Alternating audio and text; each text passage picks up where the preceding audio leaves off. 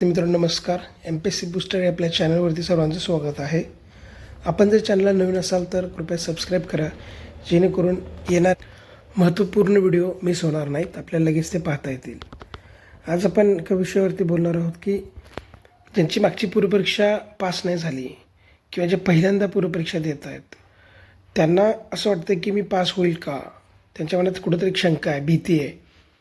तर याच्याबाबत मला अनेक जण विचारत आहेत, मी त्यांना माझ्या प्रेरणा बोलत आहे.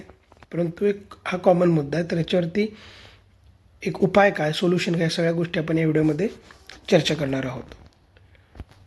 तर जेव्हा कधी असा विचार येईल ना, तर सगळ्यात महत्त्वाचं म्हणजे तुम्ही स्वतःला पॉझिटिव्ह गोष्टी सांगितल्या पाहिजेत की तुम्ही आतापर्यंत काय काय अभ्यास केला आहे, तुमचा कुठल्या विषयांचा अभ्यास पूर्ण झालेला आहे हे स्वतःला सांगा, ज्यामुळे तुमचा कॉन्फिडन्स बूस्ट होणार आहे. आणि येणारे 70 दिवस जे आहेत तर त्याच्यामध्ये तुमचा खूप चांगला अभ्यास होणार आहे. आणि आता पूर्वपरीक्षाची जाहिरात येऊन फॉर्म भरून खूप दिवस झालेत, याचा अर्थ आपण त्याची तयारी सुरू केलेलीच आहे. मग आतापर्यंत आपण काय तयारी केली आहे हे स्वतःला सांगा. आणि मागच्या वेळेसची भीती असती की बाबा मागच्या वेळेस मी पास नाही झालो तर यावेळेस कसं होईल, तर मागच्या वेळेस ज्या काय आपण चुका केल्यात ना ते टाळल्या तर तेवढे मार्क वाढणार आहेत. मी अनेकदा हीच गोष्ट सांगत आहे, कारण हीच गोष्ट महत्त्वाची आहे. मी अनेक माझे मित्र पाहिले जे आता अधिकारी आहेत किंवा मी स्वतः, तर आम्हाला पण असं नाही की कधी अपयश आलं नाही. तर पूर्वपरीक्षा माझी पण मी एकदा पास झालो नव्हतो 2019मध्ये, तर त्यावेळेस पण मला थोडंसं वाटलं होतं की आता पुढची पूर्वपरीक्षा त्यात कसं होईल आपलं. तर त्यावेळेस मी ही गोष्ट केली की मागच्या वेळेस मी जे काही चुका केल्या तर त्या टाळून माझे मार्क्स वाढले आणि मी पास झालो. त्यामुळं मी पण स्वानुभवावरून तुम्हाला सांगतो की आपण ही गोष्ट करू शकतो. अजून एक गोष्ट सांगायची राहिली की प्रॉब्लेम्स काय आहेत सध्या मुलांना, म्हणजे तुम्हाला पण ते असू शकतात. हे का सांगतो आहे, तर आपल्याला समजलं की असे प्रॉब्लेम्स आहेत आणि हे कॉमन आहेत किंवा असं होणं साहजिक आहे, तर आपल्या मनावरचा भार हलका होतो आणि आपण पूर्णपणे अभ्यासामध्ये आपलं लक्ष केंद्रित करू शकतो. काय प्रॉब्लेम सध्या जाणवत आहेत, तर काही लोकांना समजा 4-5 वर्ष झालेत आणि पोस्ट नाही आहे कुठल्या हातामध्ये, आणि थोडक्यात मागची प्री गेली आहे किंवा आता जे काही निकाल लागले, कंबाईनचे निकाल लागले, राज्यसेवेचे निकाल लागले, त्यात कुठली पोस्ट नाही आहे, मग दडपण वाढत आहे. मग अशा केसमध्ये त्याचे परिणाम काय होत आहेत, तर सगळ्यात महत्त्वाचा परिणाम म्हणजे झोप पूर्ण न होणे. म्हणजे अचानकच रात्री काहीतरी जाग येते आपल्याला आणि नंतर झोपच येत नाही, ही एक गोष्ट आहे. त्यानंतर लक्ष न लागणं किंवा चिडचिड होणं किंवा मनात उगीच काहीतरी विचार आला तरी आपण त्याच विचाराच्या मागं लागणं, आपण प्रेझेंटमध्ये नसणं. म्हणजे आपण सध्या बसलो एका ठिकाणी, परंतु आपण कुठेतरी भूतकाळात हरवत आहोत किंवा काही काल्पनिक गोष्टीत हरवत आहोत. अशा गोष्टी घडत आहेत. तर याच्यामुळं काय होतं आहे की आपला मानसिकसुद्धा त्रास होतो आहे आणि फिजिकल झोप नसण्यात त्यामुळं पाठदुखी, इतर आजार, आणि मग ह्याच्यामुळं अभ्यासच होत नाही. ह्यातून बाहेर कसं पडायचं, तर ही जी सांगतो ना ही गोष्ट करा, स्वतःला सांगा की तुम्ही जे आजपर्यंत केलं आहे ना पॉझिटिव्ह, जे काही छोट्या मोठ्या अचिव्हमेंट आहेत ते स्वतःला सांगा. आणि एकच सांगायचं की ठीक आहे, असं घडतं आहे ना, घडू देत, पण यातनं मी लवकर बाहेर पडणार आहे. आणि स्वतःला सांगा की परत आपण ट्रॅकवर येणार आहे. आणि हे होतं, म्हणजे ह्याच्यातनं 2 गोष्टी होतात की आपण स्वतःला सावरतो आणि लगेच आपल्या अभ्यासाच्या मार्गावरती येतो. आणि हे म्हणजे माझ्या अनुभवावरून पण सांगतो की जेव्हा अशी काही विपरीत परिस्थिती येते तेव्हा किंवा आपल्याला वाटतं की आता कसं होईल काय, तेव्हा स्वतःला सांगायचं की ठीक आहे, हे टेम्पररी आहे आणि मी परत पॉझिटिव्हमध्ये येणार आहे, कॉन्फिडन्समध्ये येणार आहे, माझं सगळं चांगलं होणार आहे, मी अभ्यास करणार आहे, माझा सगळा सिलेबस होणार आहे, स्वतःला सांगा ते होतं. त्यामुळं असे कधी पण काही पण विचार आले तर काय आपण तयारी केलं ते सांगा आणि कुठं पण इम्प्रूव्ह करून कसे मार्क्स वाढणार हे स्वतःला सांगा. त्यानंतर सगळ्यात महत्त्वाचं काय, पूर्वपरीक्षा जी असते ना, मुख्य परीक्षा आणि पूर्वपरीक्षेत फरक काय आहे. मुख्य परीक्षा ही सिलेबसच्या प्रत्येक मुद्द्यावरती प्रश्न असणारी परीक्षा आहे, पण पूर्वपरीक्षेत तसं नाही आहे. त्याने सिलेबस दिला आहे, फक्त 1 पानाचा सिलेबस दिला आहे, 1 पान नाही, अर्ध पानपेक्षा कमी सिलेबस आहे पूर्वचा, पण त्यामध्ये तो खूप वास्ट आहे, काही विचारू शकतात असं त्याच्यात दिसतं आपल्याला. तर त्या केसमध्ये कॉन्फिडन्स खूप महत्त्वाचा आहे. म्हणजे काही जरी आलं आउट ऑफ सिलेबस, असे काही क्वेश्चन असतात की आपण कधी पाहिले पण नसतात, विचार देखील केला नसतो, आणि असे काही क्वेश्चन्स येतात. मग त्यावेळेस आपला कॉन्फिडन्स जर हाय असेल ना, तर त्या प्रश्नामध्ये सुद्धा आयोग काहीतरी हिंट देतं, त्या पर्यायामध्ये काहीतरी आयोग एक आपल्याला मार्ग देतं की ज्याच्यावरून आपलं उत्तर बरोबर येऊ शकतं. हे कधी घडणार आहे जेव्हा कॉन्फिडन्स असणार तेव्हा. हे झालं अननोन क्वेश्चन्स. त्याचबरोबर येणारे क्वेश्चनसुद्धा कॉन्फिडन्स नसेल तर जातात. आणि पूर्वपरीक्षेला असा खूप डिटेल अभ्यास पाहिजे असं पण नाही आहे. बऱ्यापैकी अभ्यास जरी केला आणि कॉन्फिडन्स असला, कॉन्फिडन्स खूप महत्त्वाचा आहे. कॉन्फिडन्सशिवाय काहीच नाही आहे पूर्वपरीक्षेमध्ये. मी तर म्हणेन की पूर्वपरीक्षेमध्ये 60% कॉन्फिडन्स पाहिजे आणि 40% तुमचा अभ्यास पाहिजे. इतकं कॉन्फिडन्सचं महत्त्व पूर्वपरीक्षेला आहे.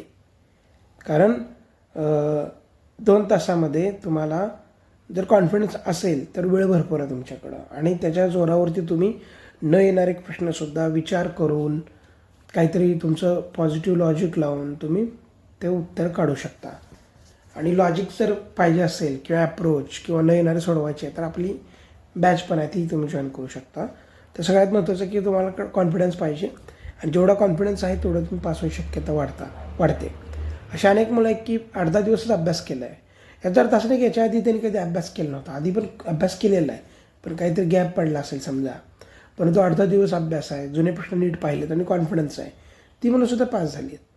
आपण बऱ्याचदा बघतो की अनेक मुलं ST आहेत किंवा इतर पोस्ट आहेत त्यांच्याकडं आणि ती मुलं राज्यसभेला बऱ्यापैकी मेन्सला असतात. हे का बरं?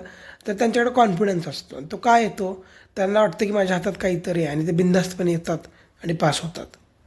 मग हे आपल्यात बिनधास्तपणा कधी येणार आहे? 2 गोष्टींनी येऊ शकतो बिनधास्तपणा. एक तर तुमच्याकडे काहीतरी पोस्ट आहे आणि बऱ्यापैकी अभ्यास आहे आणि ते नसेल तर तुमचा चांगला अभ्यास आहे, तुमच्याकडं पॉझिटिव्हिटी आहे, तुम्हाला एक सकारात्मकता आहे की मी पास होणार आहे, मी चांगला अभ्यास केला आहे, मी टेस्ट सिरीज लावली होती. की टेस्ट सिरीज कराच असं काय नाही आहे, पण किमान मागचे मी 400 पेपर नीट पाहिले आहेत, नोट्स नीट केलेत, माझे सिलेबस कवर केला आहे, तर आपोआप तुमचं कॉन्फिडन्स हाय होणार आहे आणि तुम्ही पास होणार आहे. याचा म्हणजे एक लक्षात घ्या की पोस्ट असलीच पाहिजे हातात तोच पास होतं असं काय नाही आहे. आता पुढचं एक आहे की हेच की अनेकांना असं वाटतं की मी मागची परीक्षा पासच झालो नाही किंवा माझ्याकडं काहीच नाही आहे किंवा मी काय मेन्स पण नाही दिली. मग त्या मुलाने इतक्या मेन्स दिली तर तो नेहमीच पास होतो किंवा तो मुलगा अधिकारी आहे तो कुठल्याही प्रीला गेला की पासच होतो. अशा ज्या सगळ्या गोष्टी आहेत ना, ह्या जरी खऱ्या असल्या तरी त्या गौण आहेत. गौण का बरं आहेत? त्या नसल्या तरी पण पास होता येतं.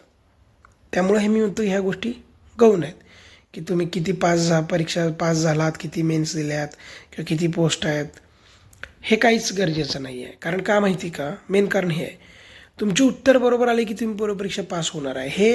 हा रूल आहे. रूल हा आहे. रूल का हा नाही आहे की तुमच्याकडे काय आहे काय नाही. मग उत्तर बरोबर आणण्यासाठी आत्ताच खूप मेहनत घ्यायची गरज आहे. सिलेबस, जुने पेपर, POQ ॲनालिसिस हे तेच आहे. सगळेजण हेच सांगतात, कारण हेच खरं आहे. ह्या जर गोष्टी तुम्ही जुळून आणल्या आणि स्वतःच्या चुका टाळल्या तर तुम्ही पास होणार आहे. मग एवढं जर असेल तर टेन्शन घ्यायची काहीच गरज नाही आहे. भले मी मागची प्री नाही निघाली तरी मी ह्या गोष्टी केल्या तर पास होणारच आहे. ही गोष्ट जर तुम्हाला समजली तर तुम्ही अभ्यास चांगला केला 100% पास होणार आहे. 2019मध्ये मी पण प्री माझी काही फायनल कीजच्या म्हणजे माझे मार्क्स खूप कमी झाले आणि प्री माझी गेली, पण 20ला मी याला पॉझिटिव्हनी घेतलं आणि आपली उत्तर कशी जास्तीत जास्त बरोबर आणतात. प्री जाते म्हणजे 2 मार्कनी, 4 मार्कनी, 8-10 मार्कनी अशी जाते आपली. मग याचा अर्थ तेवढेच मार्क वाढवायला पाहिजे असं नाही आहे. आपल्या चुका जर शोधल्या तर आपले 20-25 मार्क वाढू शकतात, हे तुम्हाला समजतं. मी प्रत्येक वेळेत हेच सांगायलो, कारण मी ते स्वतः केलं आहे आणि आपण त्यातनं बाहेर पडू शकतो. अजून एक गोष्ट आहे की येणाऱ्या दिवसामध्ये पॉझिटिव्ह माणसांच्या सोबत राहा. निगेटिव्ह लोक जे आहेत ना खूप भयंकर आहेत. त्यांच्याशी तुम्ही अर्धा मिनिट जरी बोलला आणि त्यांचं एखादं वाक्य जरी असं मनामध्ये रुतलं आपल्या निगेटिव्ह, आपण 0 बनतो. त्यामुळं ना ह्या निगेटिव्ह लोकांपासून दूर राहा.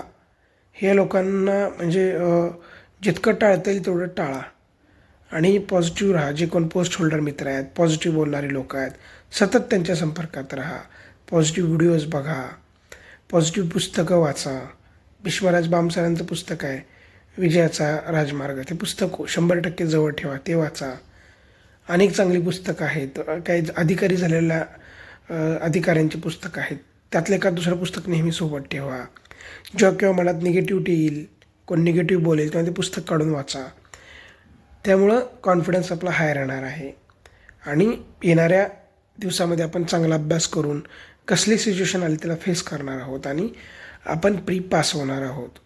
हा व्हिडिओ मी याच्यासाठीच बनवला आहे की अजून 70 दिवस आहेत, भरपूर वेळ आहे आपल्या हातामध्ये आणि याच्यामध्ये जर आपण पॉझिटिव्हली गेलो तर स्कोअर वाढणार आहे आणि जर निगेटिव्हिटीमध्ये अडकलो मग आपल्या जुन्या इतिहासातल्या चुका काढून जर त्याच कुरवाळत बसलो तर पुढेही चुकाच होणार आहेत. चुका काढून त्या सुधारत बसलो तर पुढे चुका होणार नाहीत आणि आपण पास होणार आहे. त्यामुळं ह्या गोष्टी करा आणि तुम्ही जास्तीत जास्त मार्काने पूर्वपरीक्षा पास व्हा. तुम्ही व्हिडिओ पाहिल्याबद्दल तुम्ही सर्वांचे आभार. धन्यवाद.